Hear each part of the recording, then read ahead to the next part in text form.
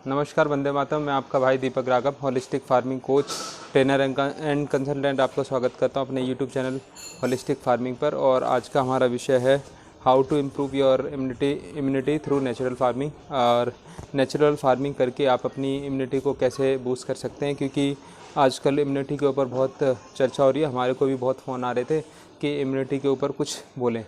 तो आज हम फार्मिंग टू फिटनेस, जो हमारा पहले से ही उद्देश्य था, पहला सुख निरोगी काया, जिसको मोटिव को लेके हम काम कर रहे हैं, तो आज हम इसके बारे में एक गहरी से चर्चा करेंगे।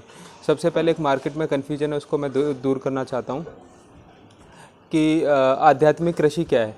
तो आध्यात्मिक कृषि क्या है? The art of doing nothing, everything done by पंचतत्व। जब आप कुछ नहीं करते, सारी चीज़ें प्राकृतिक के माध्यम से होती है, तो उसको आध्यात्मिक कृषि बोलते हैं। लोगों में बहुत कन्फ्यूजन रहती है कि जी ये ऋषि कृषि क्या है, कुदरती कृषि क्या है, वैदिक खेती क्या है, गौ आधारित खेती क्या है, जंगली कृषि क्या है, स्वास्थ्य खेती क्या है, नैसर्गिक खेती क्या है, गौ आधारित कृषि, बिना जुताई के खेती कृषि, फुकोका के माध्यम से खेती, ये सब क्या है। तो मैं आपको ये बताना चाहूँगा कि ये सब आध्यात्मिक कृषि का पार्ट है। जैसे सनातन संस्कृति, जो सनातन धर्म है, उसके सारे पार्ट है, ऐसे ही आध्यात्मिक कृषि के सारे पार्ट हैं। चाहे वो होलिस्टिक फार्मिंग हो, चाहे रीजनरेटिव फार्मिंग हो, किसी को किसी नाम से बुलाया जा रहा हो, लेकिन वो सभी के सभी आध्यात्मिक कृषि का पार्ट हैं। तो मुझे लगता है ये आपको कन्फ्यूजन दूर कर लेनी चाहिए। लेकिन ये जो केमिकल फार्मिंग और ऑर्गेनिक फार्मिंग, ये आध्यात्मिक कृषि का पार्ट बिल्कुल भी नहीं है। ठीक है जी, अब अपने मुद्दे पे आते हैं। तो मैं आपको एक गहरी बात बताना चाहता हूँ कि गाय के बिना आयुर्वेदिक और कृषि विकलांग है। और दूसरी बात, अगर कोई व्यक्ति कृषि की बात करता है, योग की बात करता है, आयुर्वेद की बात करता है, और वो गाय की बात नहीं करता या गाय के बारे में नहीं बताता, तो वो ठीक ऐसे ही है जैसे मुँह में राम बगल में छुरी। यानी कि वो आपके साथ एक विश्वासघात कर रहा है, जिससे कि आपकी ज़िंदगी भी बर्बाद हो सकती है। तो ये आपको ज़रूर समझनी चाहिए कि जो भी आप ट्रेनिंग अटेंड कर रहे हैं, वहाँ पे उसको गाय से कनेक्ट किया जा रहा है या नहीं किया जा रहा है ना। तो आप ऐसे करके अपने आइडेंटिफाई को कर सकते हैं।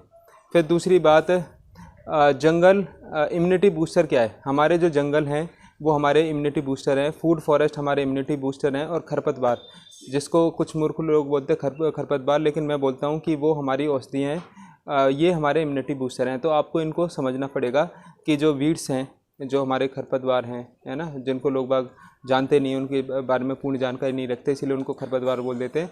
वो हमारी औषधि कैसे हैं, फीचर फूड कैसे हैं, और कैसे हमारे इम्यूनिटी बूस्टर हैं। तो एक ये बात हो गई। और दूसरा मैं आपको बात बताता हूँ, कृषि का मतलब क्या होता है।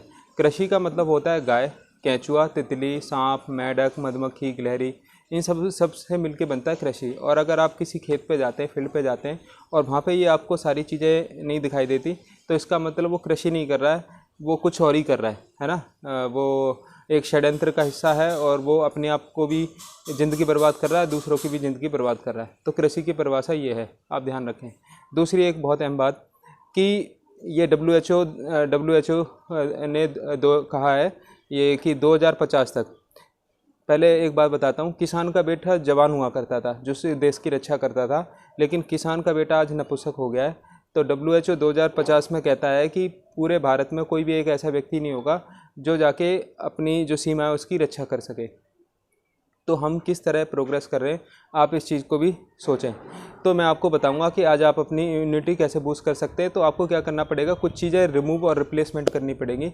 अगर आप 4 से 5 चीज़ों को अपनी ज़िंदगी में, अपने कृषि में रिमूव या रिप्लेसमेंट कर देते हैं, तो आप इम्यूनिटी को समझ सकते हैं और एहसास भी कर सकते हैं। तो पहली क्या गलती कर रहे हैं किसान, जैसे उनकी इम्यूनिटी भी ख़त्म हो रही है और हमारी भी ख़त्म हो रही है। तो पहला है ट्रैक्टर ने हमारी ज़िंदगी बर्बाद कर दी, कृषि की ज़िंदगी बर्बाद कर दी। और सबसे ज़्यादा इम्यूनिटी को ख़त्म करने वाला कोई व्यक्ति है तो वो है हमारा ट्रैक्टर।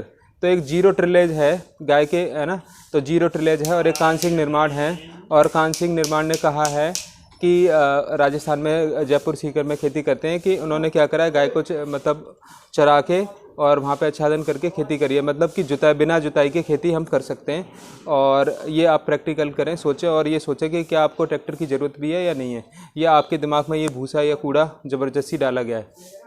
दूसरी बात, प्लास्टिक मल्चिंग, तो प्लास्टिक मल्चिंग की जगह नेचुरल मल्चिंग करें। भूसा से मल्चिंग कर सकते हैं, घास से मल्चिंग कर सकते हैं, पराली से मल्चिंग कर सकते हैं। तो प्लास्टिक मल्चिंग को अवॉइड करें और नेचुरल मल्चिंग करें।